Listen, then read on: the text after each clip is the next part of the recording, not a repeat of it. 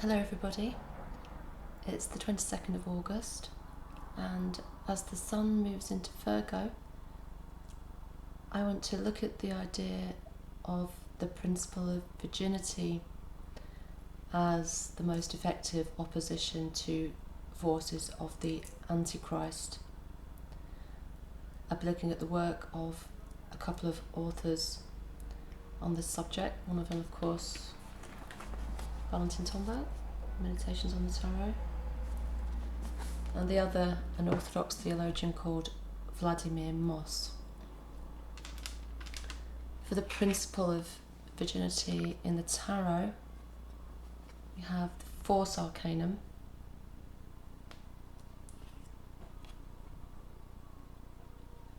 and this has a connection through the Decad to the First Arcanum, 1 and 11. The Magician teaches concentration without effort, which we see in action here.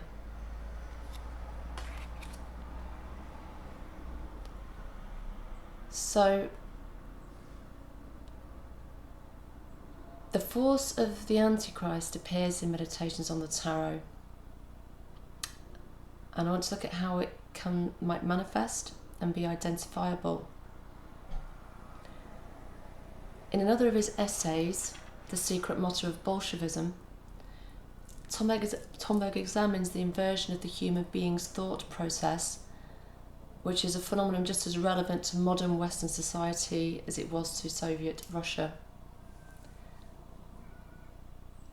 Black magic works through subverting the forces of divine magic, and therefore comes under the banner of Antichrist.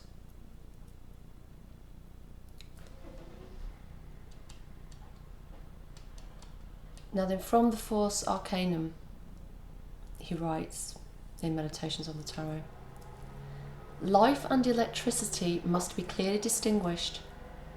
Electricity is due to the antagonism of opposites, whilst life is the fusion of polarities.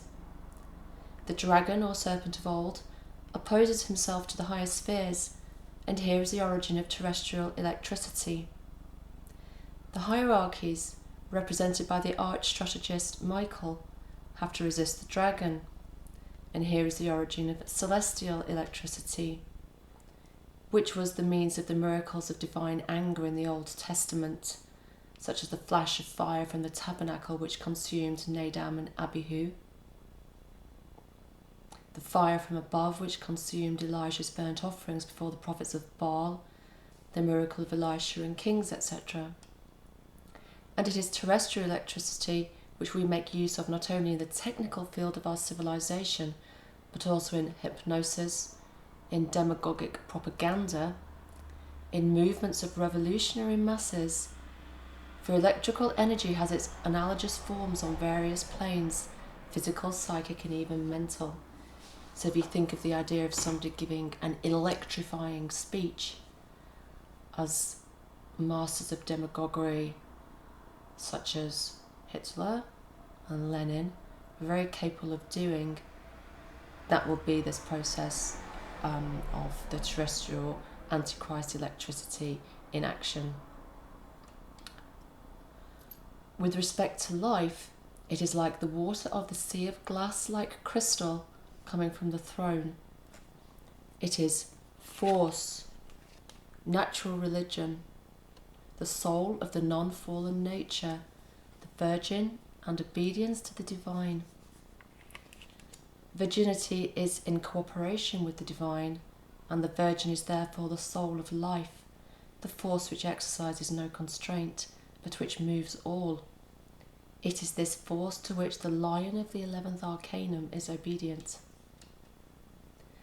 The fruit of the tree of knowledge of good and evil, the fruit of the polarity of opposites, is electricity, and the price for it is death.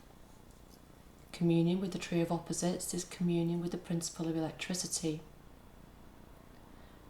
And examples on earth would be the Reformation, rationalism, the French Revolution, materialistic faith of the 19th century, and the Bolshevik Revolution. which show that everywhere mankind is turning away from the Virgin. The consequence of this is that the sources of creative spiritual elan are drying up, and increasing aridity is showing up in the spiritual life of the West. The West is growing old, for without virginity there is no springtime. For this reason, it is regrettable that most of the authors of contemporary occultism also side with the dethroners of the Virgin, turning towards scientism, towards knowledge which unveils and undresses, away from wisdom, towards scrutinizing observation, and away from revelatory worship. Each revolution in the West has advanced the process of aging, attempting to replace Our Lady with false goddesses of reason, biological evolution, even the goddess of economy, which he calls a form of spiritual adultery. Revolt is a weakness where one lets oneself be carried away by the current of emotional impatience, the fundamental weakness for all rebels, including religious reformers and political revolutionaries and celebrated social reformers. So now to Vladimir Moss, and it was this essay of his, Napoleon and the Antichrist, which arrived in my inbox this morning, which kind of inspired me to go down this route today. It's not long, but I'll just read a segment from this, where he says, and Tomberg would agree with his assessment of Napoleon as exercising an Antichrist force. We know from the Holy Scriptures that world history will culminate in the 7-year reign of the Antichrist. Therefore, it must be a major aim of historians to discern how history is moving in that direction and what are the major landmarks in that process, and in particular, the most significant forerunners of the Antichrist. In the 2 millennia that have passed since Christ, Napoleon must rank as the most significant type of the Antichrist that has yet appeared on the stage of human history. First of all, the Antichrist, as the Holy Fathers teach us, will come to power at the end of a period of chaos, bringing his kind of order to the chaos. Napoleon reached the summit of power at the end of the 18th century at the conclusion of a period of anarchy, the French Revolution, as the bringer of order to revolutionary chaos, as peace after revolutionary war, or so was hoped. Secondly, the Antichrist will honour the Jews and Judaism, and will be hailed as their Messiah. Napoleon convened the Jewish Sanhedrin for the first time since the 1st century, invaded the Holy Land, and was hailed as the Messiah. Thirdly, the Antichrist will subdue the Gentile nations around him, as Napoleon, having established his despotic power in France, set out to conquer the rest of Europe. The Antichrist will also fiercely persecute Christians who do not accept his authority. Napoleon did not persecute Christians as such, and claimed hypocritically to die as a member of the Catholic Church, but he insulted the Pope, made his church in France a department of state, and conquered the Papal States. Moreover, he was anathematized in 1806 as the forerunner of the Antichrist by the Russian Orthodox Church, and killed hundreds of thousands of Russian Christians. However, Napoleon was not the conventional despot ruling by force and fear. He masked his despotism very cleverly with democratic slogans and pretensions, creating the myth of the liberal emperor. And a master of propaganda and psychology, who understood and exploited the passions and weaknesses of all those with whom he came into contact, he won the hearts and minds of many millions of his subjects to such an extent that he was almost worshipped as a god. Indeed, it is this almost magical capacity to seduce people that marks him out especially as a forerunner of the Antichrist, whose magical powers are emphasised by the Holy Fathers, and of course we've seen it in politicians ever since. This power to seduce, how no matter what their actions, their ability to speak beautiful words, or compelling words at the very least, to be articulate, has been a hallmark of some of the people who've wrought some of the worst acts in our own lifetime. I don't have to name them. I'm sure you know who I'm talking about. This capacity of Napoleon's was noted especially by Tsarita Elizabeth, Empress of Russia, who wrote to her mother when her husband Tsar Alexander was still under Napoleon's spell. "You know, Mama, this man seems to me like an irresistible seducer who by temptation of force succeeds in stealing the hearts of his victims. Russia, the most virtuous of them, has defended herself for a long time, but she has ended up no better than the others. And in the person of her emperor, she has yielded as much to charm as to force. Alexander feels a secret attraction to his enticer which is apparent in all he does. I should indeed like to know what magic it is that Napoleon employs to change people's opinions so suddenly and so completely." He was both a seducer and a ruthless destroyer. There are numerous stories of his charm and kindness to those loyal to him, and he had the natural human passions of love for women and children. And you could say the same about Stalin. And yet there was a steely coldness at the heart of his good deeds. "A man such as I," he told Metternich, "does not concern himself much about the lives of 1,000,000 men." And again, Stalin said something similar. For him, the death of millions was a mere statistic. So, with that, I'm going to go to another work by Vladimir Moss, which brings us close to the present day. This essay was written in May 2014, and it's Alexander Dugin and the Meaning of Russian History. Of course, Alexander Dugin is in the news at the moment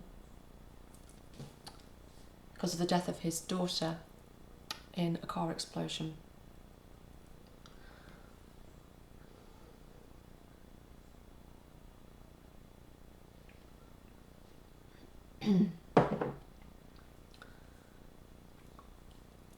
Putin's Rasputin is the name given by one commentator to Alexander Dugin, the most influential ideologist of contemporary Russia. And just as it was difficult to determine exactly who Rasputin was in his lifetime, so it has been difficult to pin down and classify Dugin. Professor of Sociology and Geopolitics at Moscow State University, he has influenced and at one time been allied with almost all the major politicians in Russia. He has been linked with the extreme right and the extreme left, with fascism and with communism, with orthodoxy and with paganism, most constantly with Eurasianism. One thing you could not accuse him of is being liberal. And in a country where extremism is a crime, one can be sure of one thing, that Dugin is an extremist, although he calls himself a radical centrist. However, he's not a stupid extremist, and only occasionally a crude one. When he recently appeared on TV screens in eastern Ukraine, stirring up the separatists and saying, "Putin is all," one could be forgiven for thinking that we are dealing here with a crazy whom we can dismiss as being of no significance. But that would be a mistake. And judging from the number of academic articles that have come out in recent years attempting to summarise his very wide-ranging and complex worldview, commentators around the world have come to realise that in order to understand Putin, you have to understand his Rasputin, Alexander Dugin, and of course the type of philosophy that he's been bringing out has made great waves in intellectual circles worldwide, much as did the traditionalist thought of René Guénon and Julius Evola, which informed the traditionalist school, which most are a little more familiar with, and this is kind of blurred into some of the philosophies of Dugin. The danger, as well as the explicit danger of some of these philosophers, is that, as with so many things, they're not necessarily understood in their fullness by those who take to them most strongly.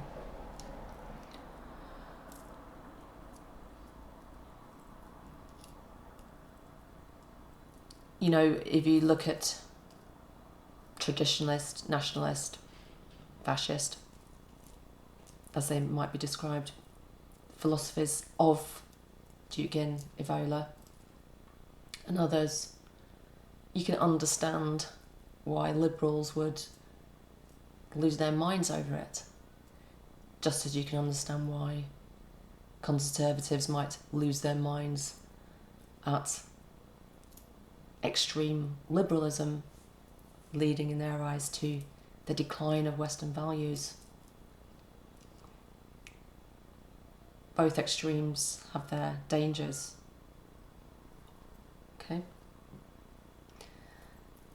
One approach to the enigma of Dugin is through a discussion of his little-known eschatological ecclesiology, and in particular his understanding of the role of the Orthodox Church in Russia in the last times. In 1999, he became an old ritualist. Whether he actually joined the schism or only the old ritualist section of the official Moscow Patriarchate is not clear. What is clear is that the old ritualist understanding of Russian and world history has deeply influenced his thought. Indeed, Vladimir Moss would go so far as to say that it is more fruitful and accurate to see his thought as a product of a kind of modernised old ritualism than as a species of right or left-wing politics. It follows that in order to counter his undoubtedly malign influence on contemporary Russian thought, it is necessary to elucidate his eschatologicism and subject it to criticism on the basis of the teaching of the Orthodox Church.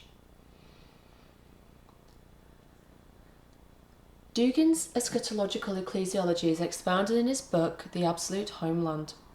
It divides church and history into three phases. The pre-Constantinian phase, to the Edicts of Milan in 312 AD, the Byzantine phase, to the fall of Constantinople in 1453, which according to Dugin is the 1,000-year reign of Christ, mentioned in Revelation, and thirdly the modern post-Byzantine phase. In essence, the third contemporary phase of church history as coming after the 1,000-year reign of Christ is the reign of Antichrist. In the second Byzantine phase of church history, according to Dugan, there was an almost ideal relationship between church and state that made possible the maximum number of converts to the faith and the preservation of a truly Christian life in public as well as private spheres. True, the Western Church of Old Rome fell away in 1054, becoming thereafter the cradle of the anti-Christian civilization of the West, as Dugan sees it. But in the East, true piety was preserved, and the Byzantine emperors, acting as the restrainers of St. Paul's prophecy in 2 Thessalonians, held back the appearance of the Antichrist. However, in 1453 the Byzantine Empire fell, after which, according to the prophecy, there was no restrainer, and the Antichrist should have appeared.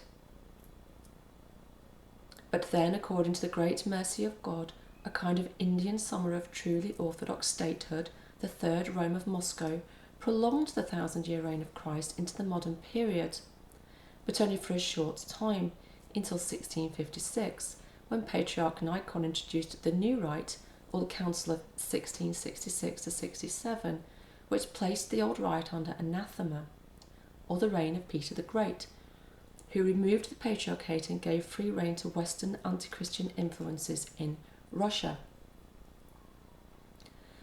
Being an old ritualist, Dugin can see very little good in the St. Petersburg period of Russian history. For him, this is the period of the Laodicean Church, which is neither hot nor cold but lukewarm. True, there are flashes of Philadelphian piety here, especially among the old ritualists, and even in the official Russian Orthodox Church there is an understanding of the necessity of giving a further theological, ecclesiological reply to the ever-increasing might of the Antichrist, into his penetration deep into social and natural reality. That's a quote from Dugin.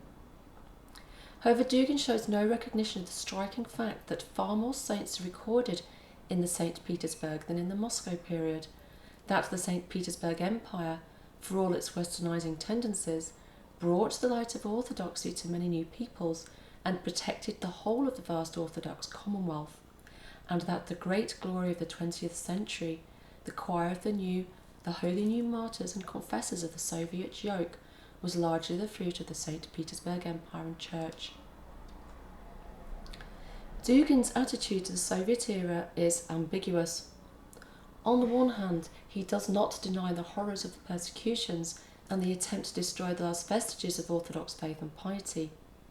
On the other hand, in sharp contrast to the eschatology of the true Orthodox Church, he does not see the revolution of 1917 as the beginning of the last days because of the removal of him who restrains, restrains, and the appearance of the collective Antichrist, although that term is old ritualist in origin. The revolution appears to him as less of a tragedy than the date containing the fatal number 666, the beginning of the old ritualist schism in 1666. Indeed, he sees positive elements in the post-1917 period, especially because in 1971 the Moscow Patriarchate, followed by the Russian Church abroad in 1974, removed the anathemas on the old rite. In general, Dugin tries to smooth over the vast differences between Orthodox, Tsarist and the Soviet reality. Thus he discerns similar positive features in the pre-revolutionary Slavophiles and their followers, on the one hand, and the revolutionary social revolutionaries, Eurasians and National Bolsheviks on the other. The fact that the Slavophiles were faithful subjects of the Orthodox Tsar, while the Eurasians and National Bolsheviks were faithful subjects of the anti-Orthodox Bolsheviks, does not seem to be an important distinction in his eyes. And in spite of his recognition of the vital role of the restrainer in Christian history, Dugin has shown no zeal for contemporary monarchism, but has at different times belonged to the Communist Party, the National Bolsheviks and the Eurasians, especially the latter, his most constant allegiance. With regard to the Soviet regime itself, Dugin admits that it overthrew the monarchy and put the church practically outside the law. But here again there appeared that providential idea that is complex and often inaccessible to humble human reasoning. That the Bolsheviks on the secular level, and with the use of slogans profoundly foreign to the people, established in an extreme form a sharply anti-Western order, and the contradiction between the Eastern Roman Empire and the West burst out with renewed force in the confrontation between socialism and capitalism. On the one hand, the Bolsheviks were even worse than the Romanovs, since atheism, mechanism, materialism and Darwinism are much further from the truth than an albeit mutilated orthodoxy. On the other hand, even though the Bolsheviks there worked a strange power that was amazingly reminiscent in some aspects of the reign of Ivan the Terrible, the oprichnina and the return of archaic popular religious elements, end quote from Dugin. As Moss continues, it is clear that Dugin has a positive attitude towards this strange power, even appears to see in it the unifying theme of Russian history. And maybe he's not wrong in acknowledging there is a strange power. I would agree. And like all magical powers, it can be used for good or evil, depending on the will of the magician. Dugin even appears to see in it the unifying theme of Russian history. Here we come to the nub of Dugin's understanding of it. That the real break in that history came not in 1917, but 2.5 centuries earlier, and that the Eastern Roman Empire not only did not come to an end in 1917, but in some mysterious way continued to exist under Soviet power and continued to serve God and the true church by opposing the real Antichrist, which he sees as American power. You see now how influential this person is. With regard to the church, while the Soviet patriarchs, beginning with Sergius Stragodowski, are mildly rapped on the knuckles by Dugin for placing the Orthodox Church in subjugation to Soviet power, this act is considered no worse than the complete spiritual conformism of the hierarchs that condemned the old rite in 1666. Having absolved the official Sergianist Russian Orthodox Church for mortal sin, Dugin considers that the true Philadelphian Church of the future should combine the official church, the old ritualists and the Russian Church abroad. This was before the surrender of the Church abroad to Moscow in 2007. Again he quotes from Dugin. On their own, the three main currents in contemporary Russian Orthodoxy are insufficient, but they bear within themselves separate aspects of ecclesiological truth. The old ritualists have a correct evaluation of the schism. The ROC has the fact of the presence of the Russian Patriarchate, hierarchical fullness and national solidarity with the destinies of the Russian state at any cost. The abroaders have the emphasis on the role of the monarchy as that which restrains.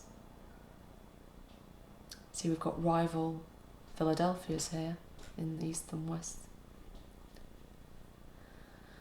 And I would say misappropriation of the force of the strange power of Russia, an appropriate divine magical use of that force would be under the banner of Sophia, the divine feminine. This way.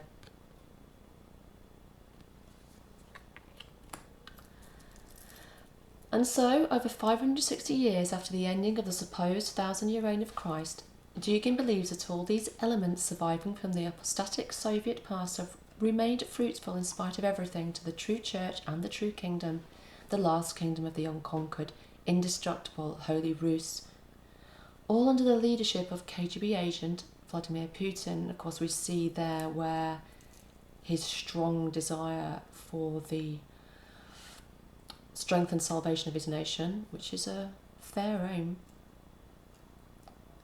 is being twisted by his desire to achieve that aim at all costs.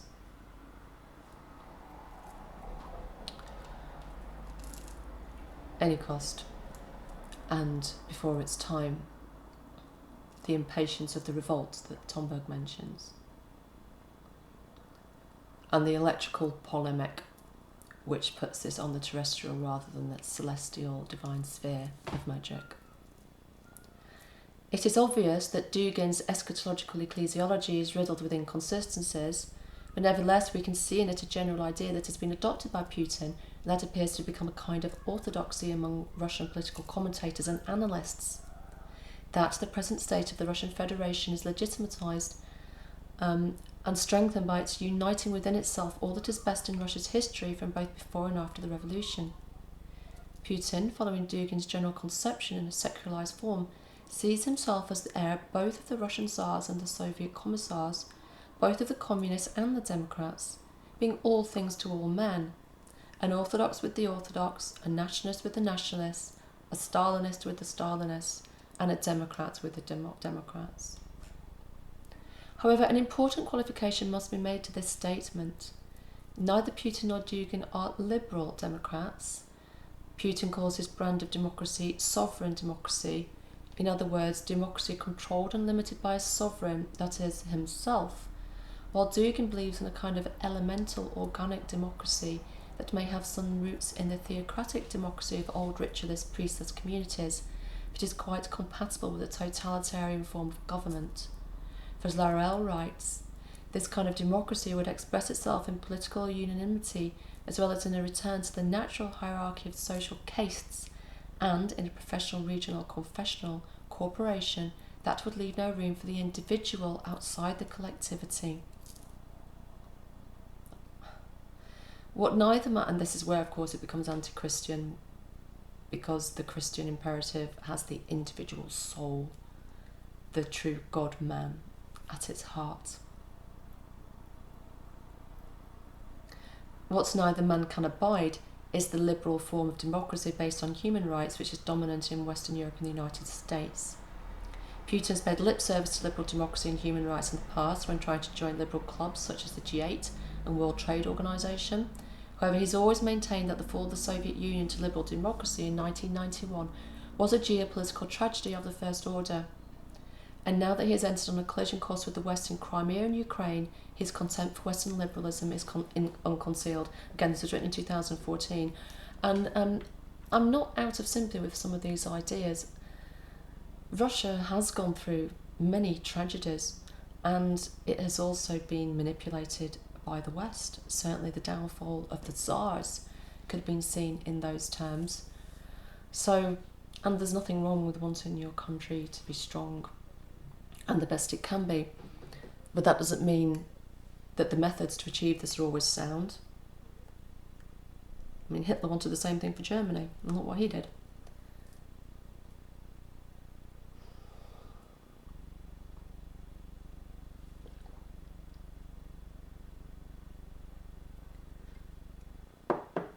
In this, I also see a subversion of the magic that was ironically taught by the St. Petersburg occult schools, where they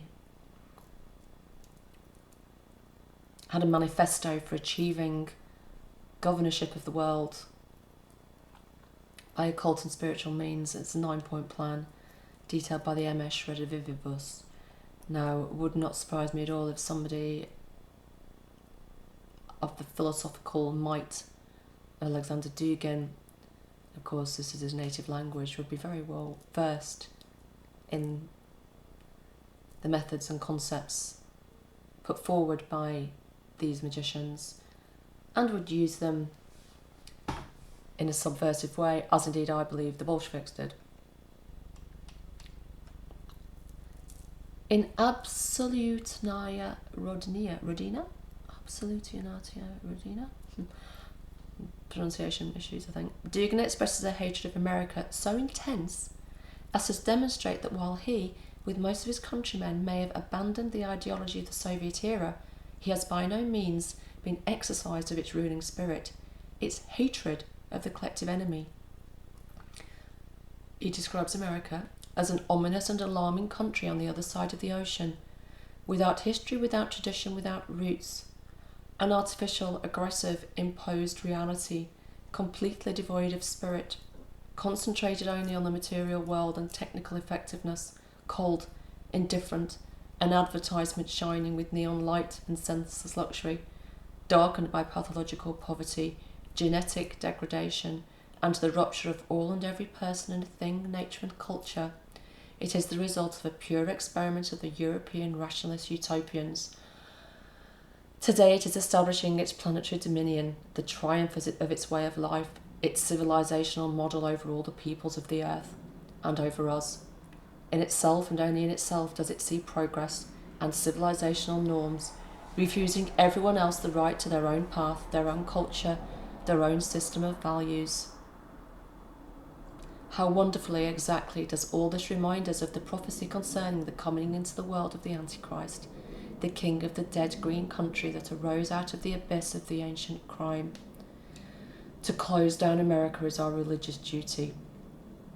I mean, in that description you can see why, in a world that's become so weary of illegal wars, corporate dominance, banking cartels, destruction of the planet, the degeneration of values, I can see why people have sympathy with what he's saying there.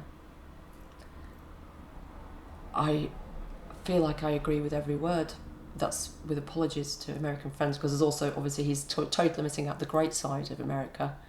And you can say, make a similarly one-sided assessment of Russia, which looks at all the terrible things that it has become. So, but to end this with, to close down America as our religious duty, well, this is of course where he loses the plot. It's not for him to do this thing. Not for nothing did Dugin come from the family of a Colonel General of the Soviet Army, studying in military aviation institutes until his expulsion because of his occultist leanings. There you go, so he did read about them. And write the manifesto of the leader of the Russian Communist Party, Gennady Zyuganov. His hatred of America is imbibed from his mother's milk. It is the pure Soviet spirit that, while recognising the defeat of Soviet Russia in the Cold War, is burning with the desire to avenge that defeat, as Putin has that same desire. If necessary, in the hottest of hot wars, a nuclear Armageddon, as Dmitry Kiselev made quite clear recently on Russian television. The only significant difference between the spirit and the spirit of the Soviet era is that in this mutation of the virus, the closing down in another place, he openly says destruction of America, is not our patriotic but religious duty. This is why they've got icons of the Virgin Mary on their nuclear missiles in Russia. If that's not a misuse of the force of the Virgin, I don't know what is. For the main difference between Soviet and post-Soviet Russia is that religion has now been integrated into the ruling anti-American ideology. Such an unnatural union between militant atheism and religion was prefigured by Stalin's alliance with the official Orthodox Church in 1943, but it is only since 1991, and especially since Putin's and Dugin's rise to prominence at the turn of the century, that religion and politics have truly grown together in Soviet Russian consciousness. But what religion precisely? As we have seen, Dugan probably belongs to the official Orthodox Church, but in his spirituality is old ritualist, with plentiful admixtures of occult esoteric nonsense. He calls it nonsense. That's his choice. Valentin Tomberg was not allowed to become a formal member of the Orthodox Church because of his belief in reincarnation. So they're very strict when it comes to the occult. I don't share that opinion. But in fact, this old ritualism gives Dugin's thought an eschatological end of the world colouring. That's also common to Martinism and the occult schools that were in the end times. For at the end of the 17th century, the old ritualists fled into the woods and immolated themselves precisely in order to escape the Antichrist, the Russian state. As Father George Florovsky writes, the keynote and secret of Russia's schism was not ritual but the Antichrist, and thus it may be termed a socio-apocalyptical utopia. The entire meaning and pathos of the first schismatic opposition lies in its underlying apocalyptical intuition that the time draws near, rather than in any blind attachment to specific rites or petty details of custom. The entire first generation of teachers of schism, Rascoluchitali, lived in the atmosphere of visions, signs and premonitions, of miracles, prophecies and illusions. These men were filled with ecstasy or possessed rather than being pedants. One has only to read the words of Avvakum, breathless with excitement. What Christ is this? He's not near, only hosts of demons. Not only Avvakum felt like the Nikon church had become a den of thieves, such a mood became universal in the schism. The censory is useless, the offering abominable. And actually there is something about the mid-17th century onwards which does have an apocalyptic feel and a sense of Antichrist. Something definitely happened in that time. It's a very dark spot in history. And it makes sense that what's happening now is triggered by what happened then. Okay? Sabbatism, the Sabbatean movement arose in that time. Jewish people were being persecuted all over the Western world. We're longing for the return of the Messiah, the arrival of the Messiah. Many bad things happened. We have to just keep this date in our mind to go back to. The schism is an outburst of socio-political hostility and opposition, a social movement, but one derived from religious self-consciousness. It is precisely this apocalyptical perception of what has taken place which explains the decisive or rapid estrangement among the schismatics. Fanaticism in panic is Kliuchevsky's definition, but it was also panic in the face of the last apostasy. The schism dreamed of an actual earthly city, a theocratic utopia and Chileism. It was hoped that the dream had already been fulfilled and that the kingdom of God had been realised as the Muscovite state. There may be 4 patriarchs in the east, but the one and only Orthodox Tsar is in Moscow. But now even this expectation had been deceived and shattered. Nikon's apostasy did not disturb the old ritualists nearly as much as did the Tsar's apostasy, which in their opinion imparted a final apocalyptical hopelessness to the entire conflict. We're still in a big quote here. At this time there is no Tsar. One Orthodox Tsar has remained on earth, and whilst he was unaware, the Western heretics, like dark clouds, extinguished this Christian sun. Does this not, beloved, clearly prove that the Antichrist deceit is showing its mask? History was at an end. More precisely, sacred history had come to an end. It had ceased to be sacred and had become without grace. Henceforth this world would seem empty, abandoned, forsaken by God, and would remain so. One would be forced to withdraw from history into the wilderness. Evil had triumphed in history. Truth had retreated into the bright heavens, while the Holy Kingdom had become the tsardom of the Antichrist.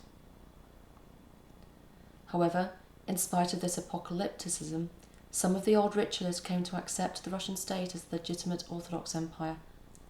Thus, an investigator of the old rite in the 1860s, V.I. Kulsia, we're back to Moss now, by the way, he asserted that the people continue to believe today that Moscow is the third Rome and that there will be no fourth. So Russia is the new Israel, a chosen people, a prophetic land, in which shall be fulfilled all the prophecies of the Old and New Testaments, and in which even the Antichrist will appear, as Christ appeared in the previous Holy Land. The representative of Orthodoxy, the Russian Tsar, is the most legitimate emperor on earth, for he occupies the throne of Constantinople. So that's why that post has to be filled. People who read Meditations on the Tarot might recall that he talks about the archetypal offices of emperor, pope, and so on. But he talks about them being in the catacombs, being underground. For this very reason, counterfeits will appear on earth, but the true spiritual archetypes of these forms will be in the catacomb, the Christian underground.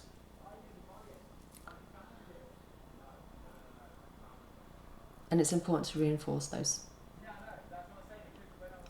Dugin has adopted this version of the apocalyptic old ritualism that has come to terms with the Tsar. Only the Tsar now is Putin. And it is the modern Russian Federation that is the last true kingdom on earth. America is the Antichrist and will be destroyed, if not by Russian nukes, at any rate by the second coming of Christ. If this seems suicidal, then we should remember that mass suicide was part of the culture of early old ritualism, as dramatised in Mussorgsky's opera Kovanshina. Moreover, some years ago in Munich, Putin did something which none of the earlier, more cautious Soviet leaders did. He claimed the right of first strike in a nuclear war. Not in vain did the Ukrainian president say recently that Putin's actions could lead to the outbreak of World War III. Dugin has said something similar.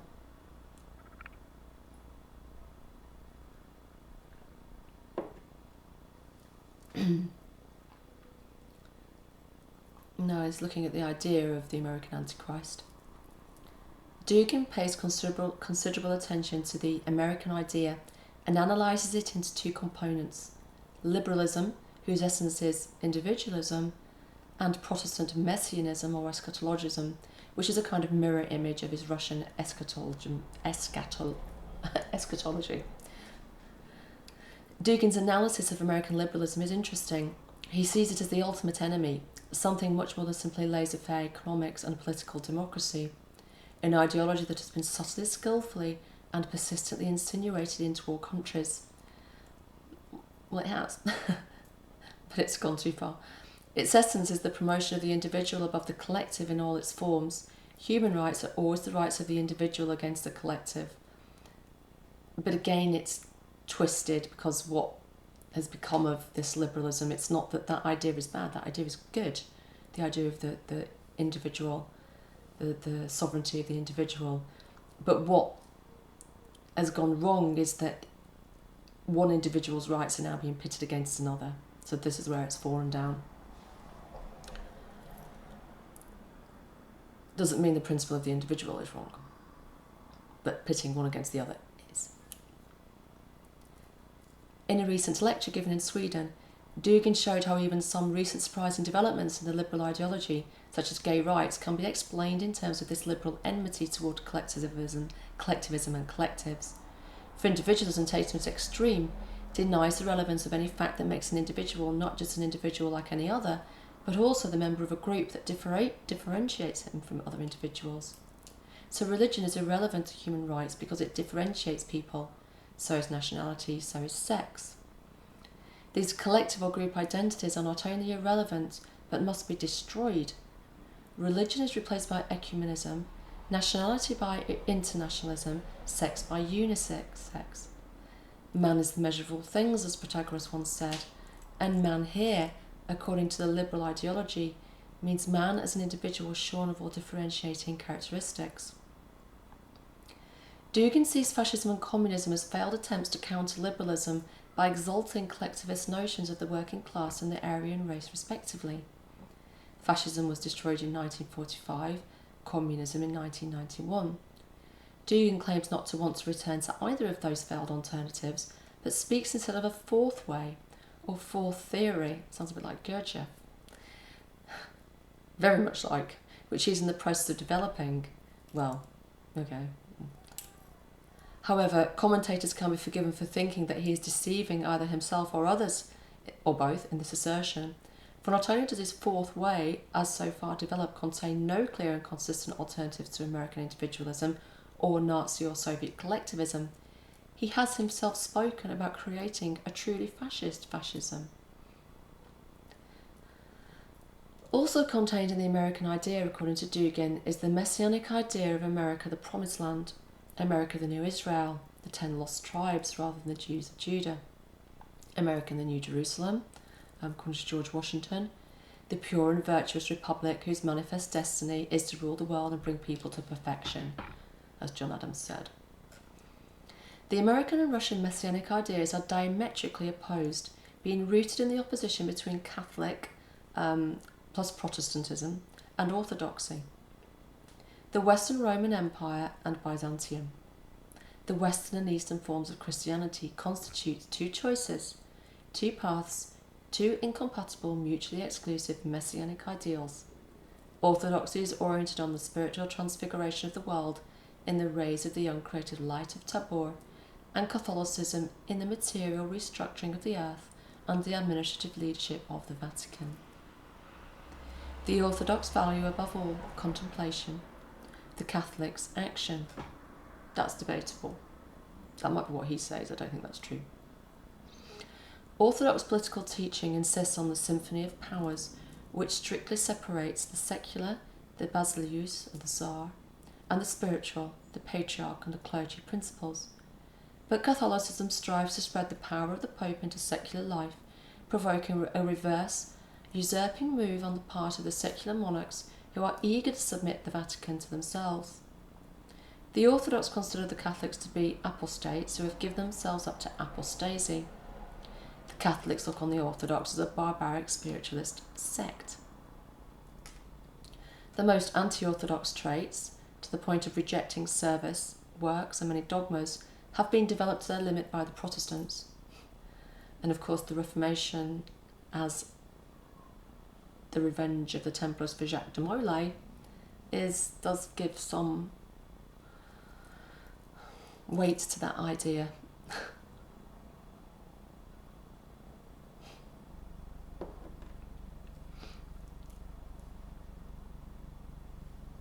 Now then, this is another quote from Dugin, which you might find something to agree with, because he says, history is not linear. It often makes detours, goes to the side, overemphasises details, accentuates paradoxes and anomalies. Nevertheless, an axial line is evident. Undoubtedly there exists a certain manifest destiny in the broad sense. The West ascribes it to the American model, to the American way of life, to a superpower, while the East, at any rate the Christian East, is incarnate through the ages in Russia, the successor of Byzantium. The socialist faith in the golden age of the Soviet Russians is like an absolutely symmetrical antithesis to market eschatologism. The end of the world according to the liberal scenario and its opposite, the end of the world according to the Russian Orthodox Socialist Eurasian Eastern scenario. For them this is a general enslavement and rationalisation, for us it is a general transfiguration and liberation. And yet the Russian state has a lot of people in jail who go against its ideas, as does the American. He continues, the logic of history on the most various of levels constantly and insistently illumines the basic dualism, the USA and the USSR, the West and the East, America and Russia. There is much that the Orthodox Christian can agree with Dugin in his analysis of the polarity between East and West, especially Eastern and Western Christianity. But when the East comes to include not only Byzantium and Holy Russia, but also Soviet socialism, to that thoroughly Western utopian construct dreamed up by a German in the reading room of the British Library, then we begin to suspect that this is Cold War rhetoric reworked in order to appeal to a semi-educated Orthodox readership. Yes. Exactly, he's nailed that. And indeed, Moss has nailed that. And indeed, the same could be said about the whole Putin-Dugin project and ideology. It is essentially a resurrection of the Cold War, its reheating and reignition and ideological reformulation as the result of a changed political circumstances. Outgoing Marxism-Leninism and all the baggage of dialectical materialism, which nobody outside North Korea believes in anymore. In come half-digested thoughts about the uncreated light and the symphony of powers, spiced with nostalgia for the good old days of Soviet sausages and a very large dose of truly fascist fascism and old ritualist mass hysteria. So that's a very damning assessment.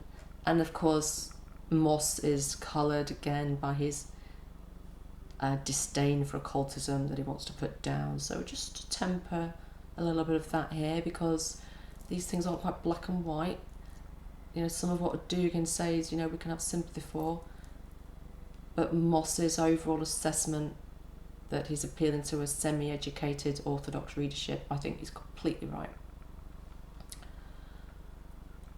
The irony and the hypocrisy is that the Russian Federation today looks a very long way from providing any kind of credible ideological alternative to Americanism.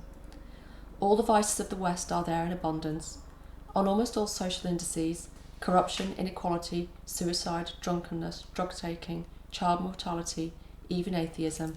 Russia comes well below America and on a par with the worst third world countries.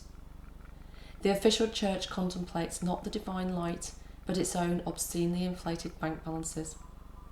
As for a symphony of powers with the state, this is a bad joke. The KGB-run church is completely subservient to the KGB-run states. This is, you know...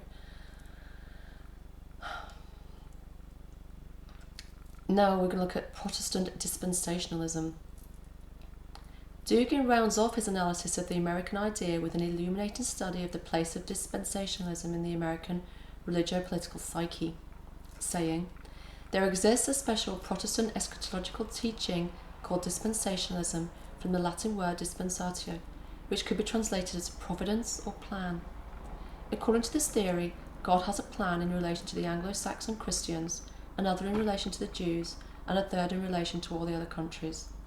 The Anglo-Saxons are considered to be the descendants of the 10 tribes of Israel who did not return to Judea from the Babylonian captivity. These 10 tribes remembered their origin and accepted Protestantism as their main confession." Is he still quoting? Yeah. The plan for the Protestant Anglo-Saxons, in the opinion of the adherents of dispensationalism, is as follows. Before the end of time there must come a time of troubles, the great sorrow or tribulation. At this point the forces of evil, or the evil empire, which Reagan called the USSR, he had in mind precisely this eschatological biblical meaning, that will fall upon the Protestant Anglo-Saxons and also the others who have been born again, and for a short time the abomination of desolation will rule. The main anti-hero of the tribulation period is King Gog. Now here is a very important point. This person is persistently and constantly identified in the eschatology of the dispensationalists with Russia. This was clearly formulated for the first time during the Crimean War in 1855 by the evangelist John Coming. At that time he identified the Russian Tsar Nicholas I with the biblical Gog, Prince of Magog, leader of the invasion of Israel foretold in the Bible. This theme again exploded with particular force in 1917, while in the era of the Cold War it became de facto the official position of the moral majority of religious America. I mean, we can see why the horror of the Bolshevik Revolution would be seen in these terms, but we have to always bear in mind what caused the Bolshevik Revolution. Trotsky was funded by American industrialists. Okay, if you read Anthony Sutton's books on this matter, you see that it's really not, wheels within wheels. Yes, the Bolshevik Revolution was an evil manifestation of Antichrist forces, but what helped to bring that about? Others have said it was a process of contending Masonic factions, the French on one hand, the Anglo-American on the other, which had to get rid of the Tsar to keep Russia in the war. God has another plan. We're still quoting Dugin. In the teaching of the dispensationalists in regard to Israel, by which they understand the literal re-establishment of a Jewish state before the end of the world. By contrast with the Orthodox and all other normal Christians, the Protestant fundamentalists are convinced that the biblical prophecies concerning the participation of the people of Israel in the events of the last times must be understood literally in a strictly Old Testament way, and that they refer to those Jews who continue to confess Judaism even in our days. The Jews in the last times must return to Israel, re-establish their state, and this dispensationalist prophecy was in a strange way fulfilled literally in 1947, and then they'll be subjected to the invasion of Gog, that is the Russians, the Eurasians, well, Russia, Syria, Iran. A bit like Gog, isn't it, in relation to Israel? Dugin again. Then there begins the strangest part of dispensationalism. At the moment of the Great Tribulation, it is supposed that the Anglo-Saxon Christians will be taken up into heaven in the rapture, as if on a spaceship or saucer, and there wait for the end of the war between Gog, the Russians, and Israel. Then they, the Anglo-Saxons, together with the Protestant Christ, will descend to earth again, where they will be met by the Israelites who had conquered Gog and immediately convert to Protestantism. Then will begin the 1,000-year kingdom, and America together with Israel will rule without limits in a stable paradise of the open society in one world. Close quotes.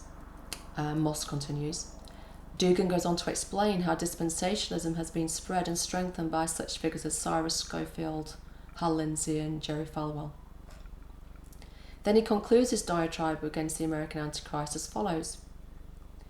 We have arrived at a terrible, for the Russians, picture. The powers, groups, worldviews and state formations that are together called the West, and which after their victory in the Cold War are only the rulers of the world, behind the facade of liberalism, confess a harmonious eschatological theological doctrine in which the events of secular history, technological progress, international relations, social processes, etc. are interpreted in an eschatological perspective. The civilizational roots of this Western model go back into deep antiquity, and in a certain sense a definite archaism has been preserved here right up to the present time in parallel with technological and social modernization. And these powers persistently and consistently identify us, the Russians, with the spirits of hell, with the demonic hordes of King Gog from the land of Magog, with the bearers of absolute evil. The biblical reference to the apocalyptic princes of Ros, Meshech and Tubal are interpreted as unambiguously referring to Russia, Ros, Russia, Meshech, Moscow, and Tubal, the ancient name for Scythia. In other words, the Russophobia of the West, and especially of the USA, by no means proceeds from a pharisaical concern for the victims of totalitarianism or the notorious rights of man. We are talking about a consistent and justified doctrinal demonization of Eastern European civilization in all its aspects, historical, cultural, theological, geopolitical, social and economic, end quote. There is this hatred of Russia promulgated in the West. So he's not completely wrong. But the trouble is that in his quest for justice, he's becoming the beast he's chasing. And this is the essence of the magical battle. Employing these magical, astral, occult forces in such a way as to make the opponent into the Antichrist, and to thereby attempt to harvest the Christian winning victorious force for one's own side. And of course both sides in this quest have eaten themselves as well as each other. That's not how it works. This, through the force of the Virgin, that's how it works. Whether you're in America or Russia. Anyway, Moss, who was brought up in the West, carries on saying, Dugin has carried out a talented hatchet job on American Protestant eschatology. However, if he rejects the Protestant interpretation of the prophecy, he should, as a supposed Orthodox believer, be able to provide an Orthodox interpretation, but he does not. Moreover, he fails to take into account the striking fact that whatever the defeats of the American eschatological vision, the prophecy of Ezekiel concerning Gog and Magog does seem to point to Russia as its geographical context. I know.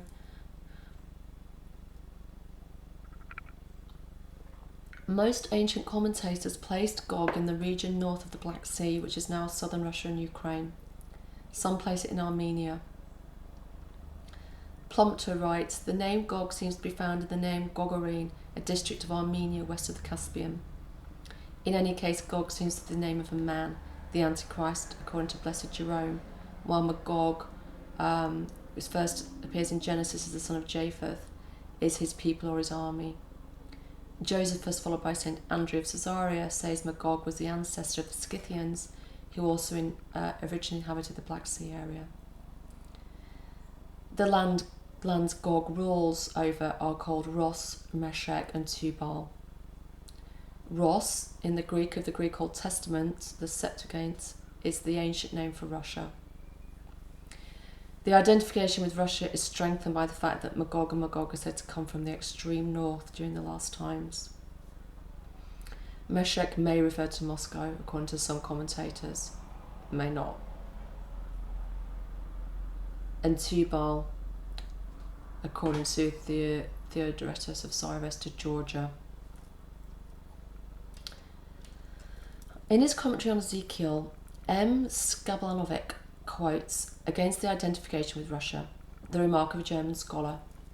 The Russians cannot be included among the enemies of the kingdom of God, but that remark was made before the First World War.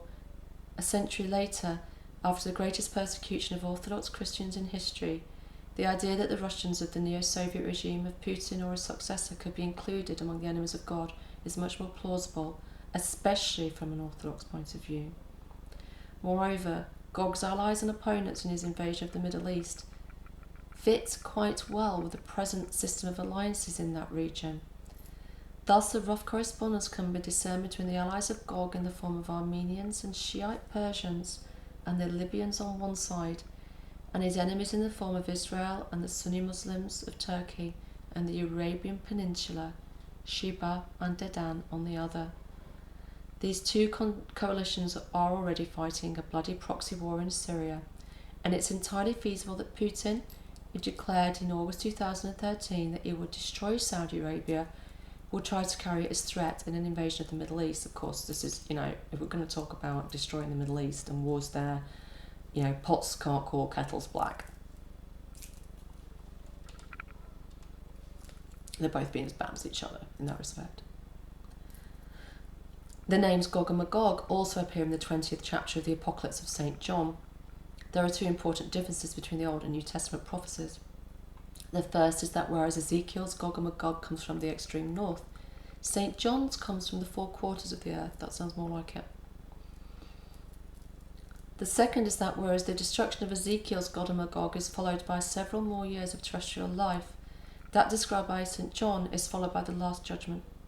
So Ezekiel's Gog and Magog come earlier in terrestrial history than St. John's. Evidently, however, they're spiritually akin. Both represent anti-Christian powers.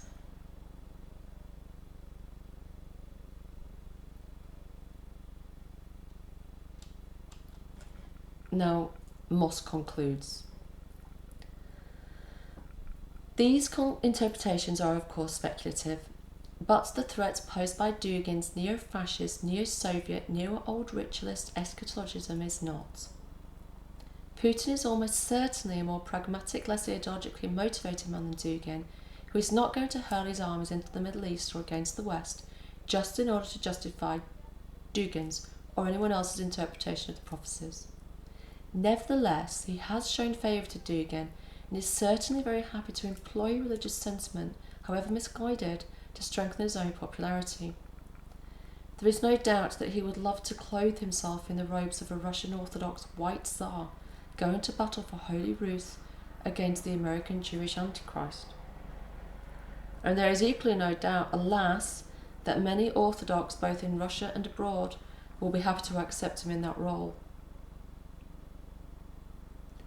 Western commentators have recognised that American evangelical eschatology is an important factor influencing American foreign policy. There is no reason why Russian or Soviet or richest Orthodox eschatology should not be accorded the same attention and recognition.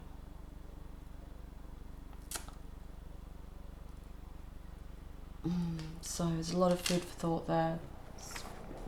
Should I read more? I'm opening Meditations on the Tarot to see what comes up, and it's the Judgment, Arcanum, letter 20.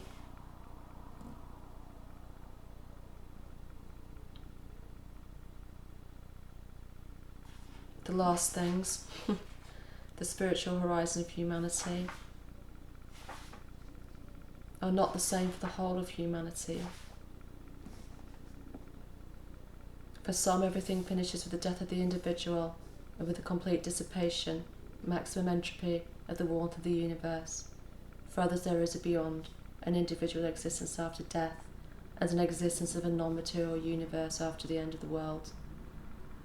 For still others, there is not only spiritual life after death for the individual, but also his return to terrestrial life, reincarnation, as well as cosmic reincarnation, that is, an alternation of the states of Manvantara and Pralaya. Others again see for the individual something beyond repeated incarnations, namely the state of supreme peace of union with the eternal and universal being, the state of nirvana. Lastly, there is a part of mankind whose existential horizon goes beyond not only post-mortem existence and reincarnation, but also even beyond the peace of union with God. It is resurrection, which constitutes their spiritual horizon. It is in the Iranian and Judeo-Christian spiritual currents, i.e. Zoroastrianism, Judaism and Christianity, that the idea and ideal of resurrection has taken root. The advent of the idea and ideal of resurrection was as lightning coming from the east and shining as far as the west, according to Matthew. The inspired prophet of the East, namely the great Zarathustra in Iran, and the inspired prophets of the West, Isaiah, Ezekiel, and Daniel in Israel, announce it almost simultaneously. That he shall restore the world, which will thenceforth never grow old and never die, never decay and never perish, ever live and ever increase, and be master over its wish, when the dead will rise, when life and immortality will come, and the world will be restored at God's wish. Here is expressed the Zoroastrian idea concerning the Ristikes, i.e. the resurrection from the dead. The prophet Isaiah says of it, "Thy dead shall live, their bodies shall rise. O dwellers in the dust, awake and sing for joy. For thy dew is a dew of light, and on the land of the shades thou wilt let it fall."